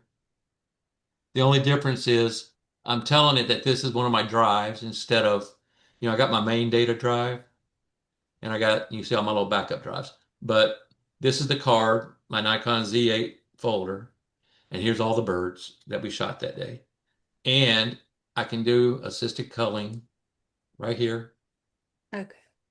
And I'm going to start with, I'm not going to do, well, I'll leave off the exposure issues, but this tells you what each segment does. Remove photos of very overexposed or very underexposed. Mm-hmm. Misfires, the camera didn't go or the flash didn't go off or you accidentally took a shot. How many of you ever been walking and had your finger on your camera and you looked up and all of a sudden you found 10 dark black spots, where or shots of the sidewalk while you were walking? I do that a lot at Mardi Gras. Sometimes those sidewalk shots got a lot of motion in Do them. yeah. So, depending Concrete. on how much fun I'm having at Mardi Gras. Eyes open, and it'll tell you. See, if you want, I can get that to Mm-hmm. horror, right? There we go. Removes photos of people with their eyes closed, has no effect if people's eyes are not detected. Landscapers, flower shooters, macro shooters. So you can still use this to cull no matter what you shoot. Um, if I go in here, I'm gonna do subject focus, and it right now, here we go. Watch that little counter go. It's rejecting as it goes through my card, and it's accepting. And it's not quite as fast when you're going directly to the card, mainly because the card is not, yeah, I'm doing through a card reader. I'm not Oh. doing from the one of my drives. of like the ones I was showing you before that I'd already downloaded. But I don't know. It'll probably take me the same 2.5 minutes under this Lightroom to analyze all those photographs. But I just wanted to show you that you can also use Lightroom and not Lightroom Classic. So if you're a person who doesn't want to do all the catalog stuff and you don't want to do all the keeping up and always importing everything into Lightroom Classic, I've been doing it for 12, 14 years. So now it's just second nature to me. I don't, I don't think about, I know what to do if I actually forget and delete or move images on my hard drive without using Lightroom. I know how to go back and fix it. But if you're not really experienced in Lightroom Classic, you might want to take a look at Lightroom. Now, again, you have to be on the subscription model, which a lot of people do or don't like. Some like to buy their software and be done with it. I'd say in our club, probably we're half and half. I don't know. I know Kerri's on subscription. I could tell from what he was using, and I think I Ruth is. am. Um, who's not? Like Miss Nancy, are you on subscription or did you buy yours? Nancy, not even with me anymore. Okay.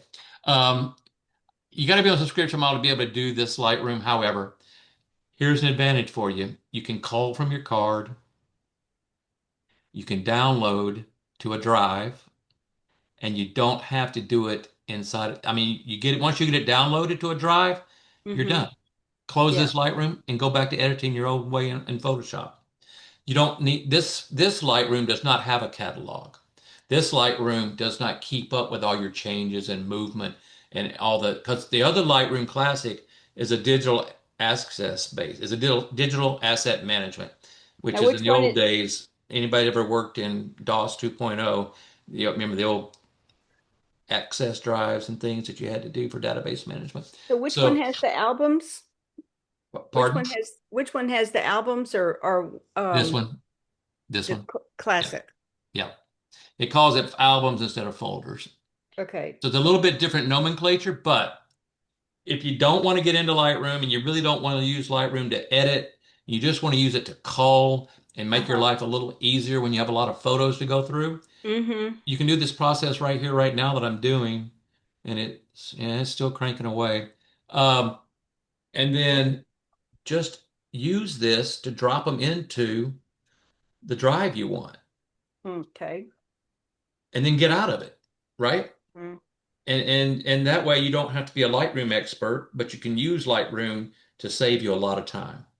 Yeah. Because I know for me, when I get up before this came along, sometimes I would take 2 and 3 hours to call I because know, that's what I do. I would go through and I would be like, okay, that's okay. I'll move on. I'd give it like a 3-star rating. I'll accept I can do something. And then I'd go back again and say, well, maybe that 3 is really a 2. I'm going to delete that one. And oh, this one can be a 4. And so I'd go 3 times through before I would have an acceptable batch to work with that I wanted to edit. Yeah.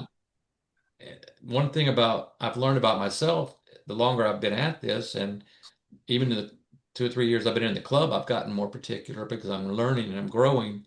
And the more I grow as a photographer, the more selective I get in what I keep. Yeah. The more ruthless I am in deleting and getting rid of photos that I'm not even going to waste my time with. I still Right. shoot a lot of crap, but I get rid of a lot of it too. Yeah. So I just wanted to show you this ability in Lightroom regular now, or Lightroom. They used to call it Lightroom Cloud because you'd have to upload everything to the cloud. But now you Okay. can access your local drives, and I'm just accessing the card to do the culling, and then I'm going to do the same procedure I did. I'm going to move all these, I'm going to go in here, and right now just showing selects instead of everything. If I show everything, you see a little mix of everything, but I'll go into the rejects. I'll edit, select all, and I'll delete them off the card. I won't even bother, to take Mm-hmm. them. I just delete them off the card. Yeah. Then I get out of Lightroom, and what's left on the card is what I put on my hard drive. And that's what I Mm. use, if I'm a Photoshop only user, that's the Yeah. way I would do that.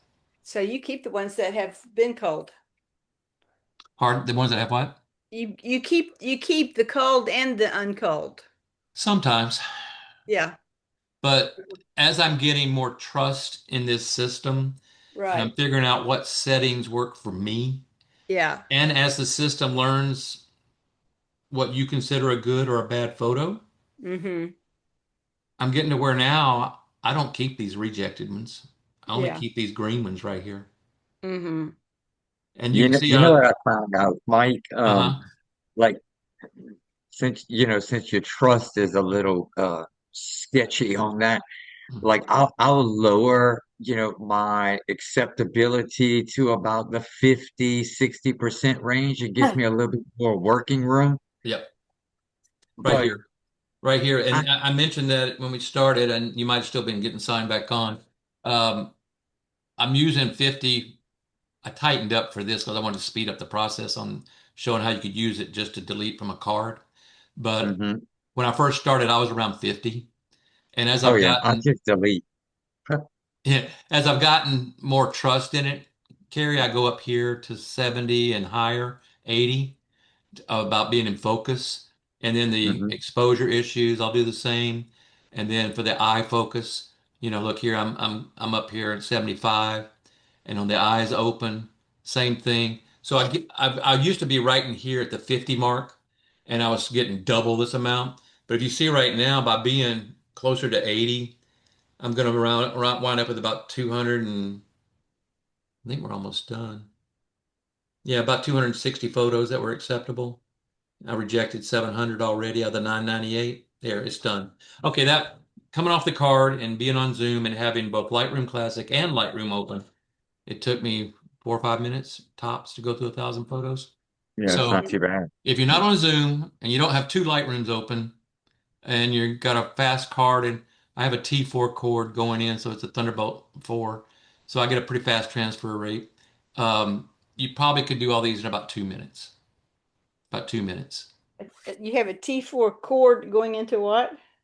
Into a pretty powerful computer that's Oh, I have my card is a 1700 megabyte per second card, and oh. I have my card reader has a T4 that plugs into the back of a M2 Pro Apple with 32 gig of RAM, and I only use half a terabyte of hard drive because I only put applications on it. I have a 4 terabyte hub that's an external drive. It's an SSD, and that's how I keep all my data. And then I got the 1, 2, 3 backup drives and a cloud backup drive. So you could You're do all covered. 1,000 images in 2 minutes, and if you're only shooting 100 or I 200 don't in a ever because I always have mine on the highest speed because my hands are so shaky. I'm just hoping one of those is not going to be yeah, so shaky. yeah. I mean, if you're shooting groups or people Mm-hmm. or street photography where you're not, maybe you're only going to shoot a couple of hundred images in a session, Mm-hmm. this thing would do it in the blink of an eye, Yeah. 200 of them.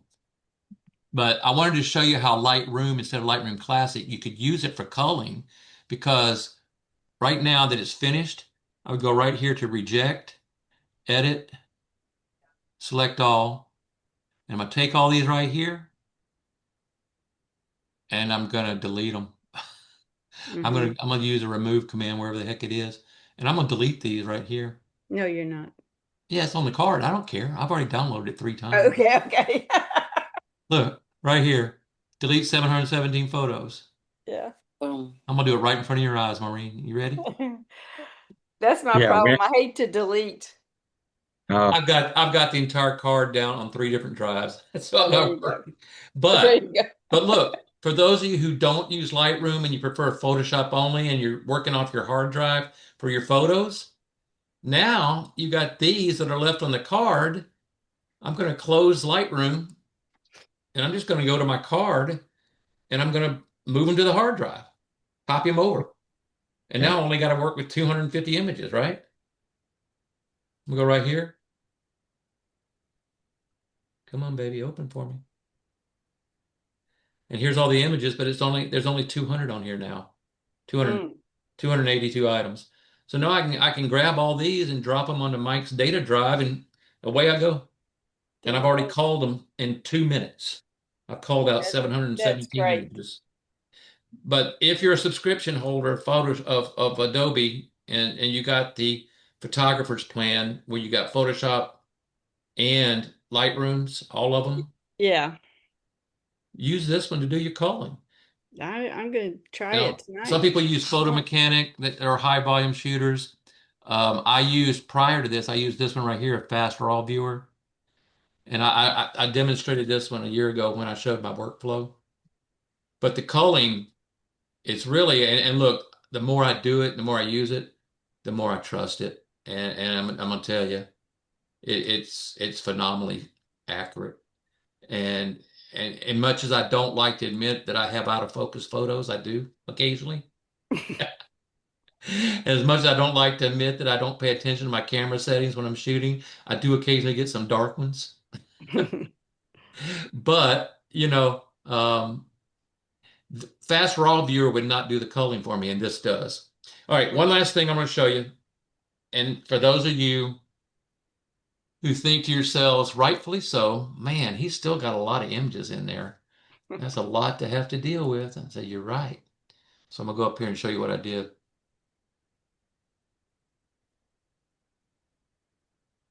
There's a little feature here.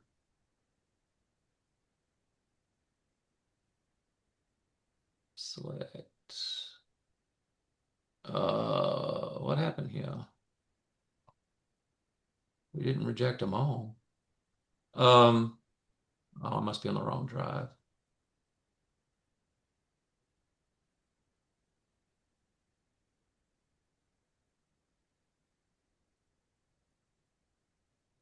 Either re-downloaded them all.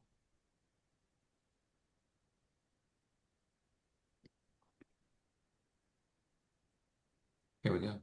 Mhm. Okay. 416 rejected. Well, I've messed up something. Maybe I shouldn't have deleted those off the card.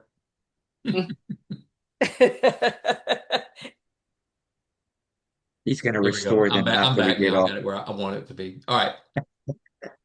You see right here, it will, oh, I know what I did.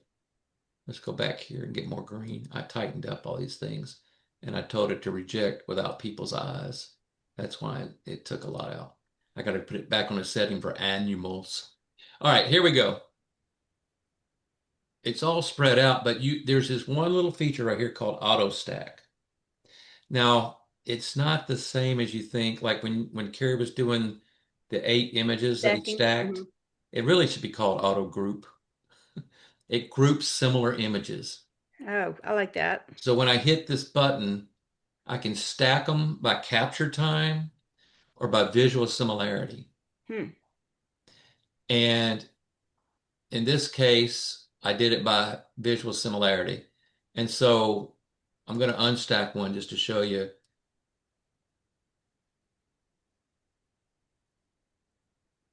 See these four right here? They all look pretty much the same. Same bird. I expanded this one a little bit. But if I tell it to stack by visual similarity, and then I can tell it how similar, less similar, more similar, Hmm. It's pretty cool. and then I hit stack, and all them birds got stacked back up again. That's only in Lightroom Classic. No, I think you can do it in regular Lightroom. I didn't try it, to be honest with you. I don't Okay. know if you can do it on the card, but I know you can do it, and I think you can do it in Lightroom as well. Yeah, because I've never And even then, downloaded Lightroom Classic. Yeah, try it here. Now, these are, like I said, I work out of Lightroom Classic, but I think the Mike, stacking feature can be used in either one. Mike, that number in the upper left corner is telling you how many images are stacked. Correct. So that's how No, many but are where do you visual see a number? similarity. And look, this bird was stacked in, but I tightened up my In stack. the left corner of the picture. Oh, I Yes, see it. that's the number of images that were stacked. For Okay. instance, if I go back here and do stack by capture time, and I want it to be within time between stacks like that, I must tighten that up, hit stack, and Well, yeah, but bunch of them. It's because it's going by when I downloaded them rather than when I shot them. I'm working on a collection instead of a actual card. I better. okay. I'm gonna stack it by visual similarity instead, and Don't confuse us. I'll lighten up on that, and make them not quite as similar, and you'll see two in the tree, five of this they were way up there hanging out. And if I unstack, here's 5 images. Oh, better yet, let's use the 7. If I unstack it, come on, you. Boom. See, here they all Oh, are. yes, that's great. And then if I tell it to auto stack, visual similarity, oops, not you. There we go. Stack. And then all 7 are back under each other. This one's a slightly different because there's only one bird in the picture, so it stacked the 2 of them by themselves. Here's 13. I took 13 shots of this trying to get him in focus. And I wound up with this over here. This is one I Nice. tweaked, but this is the same. These 13 are the same. And if I unstack them, you'll see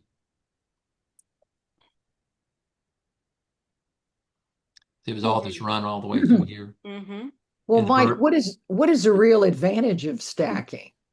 well, it kind of tightens things up. For me, I Actually, knew I took a lot of pictures of this bird, and okay. so when it stacks, I don't have to go through all 13 to pick the one I want to work on. It's sitting here, and then I can go to this little red-winged blackbird, and I can just pull up the top one and edit it, and I don't have to go through all 13. Now, I'm not Can you sure. look at the other ones without unstacking? Yeah, you can tell it you want to. I think it's supposed to release them when you go to the film. No, it didn't, did it? I think if I go to single image, then you can see. Nope. That's a good question, Ruth. I've never tried that, to be honest. But here's something I want to try. I think you can take the stack and take the entire stack over to Photoshop. I'm about to find out. I probably should have tested it before I got on this call. Um, but you That's know, kind of cool because you can work with One of the similar advantages birds. of Photoshop is you can round trip with Lightroom. So you can start out in Lightroom, throw the image over into Photoshop, do your tweaking, removals, high pass filtering, the sharpens, all that stuff. And then when you hit save instead of save as, it will you might know how to get rid of this. I've been stuck with this thing every time I open an image. Um, no, I just took the top one. I thought it might throw it out there in layers, but it didn't let me do the command edit in Photoshop in layers. Okay. It doesn't automatically do that. Good to note. There's a way to, you can take a photo, stack of photos, and if you want to edit them in layers, you can tell it to, oh, here we go. Open as layers in Photoshop. We'll get that. That should put Open its 13. layers. Wow. That's Hopefully like that'll give me stacking them. hopefully that'll give me 13 layers in Photoshop. About to find out. Yep. It's still layering them, but look, they're coming in right here down the bottom right. Oh. So Oh. there's one advantage of stacking. If I know I'm going to take them to, all right, let's say you're doing macro photography or the flower thing, and you shoot 8, 10 images, and Yeah. you call them, and 8 were good and 2 were soft out of focus. So you got those 8, you stack them, and then you can just click and tell it to open as layers in Photoshop, and you're already you're already set and ready to go to do some of the work that Kerri was doing earlier tonight. I won't wait for all those to do. I'll just go back to Lightroom. But once you finish in Photoshop, all you do is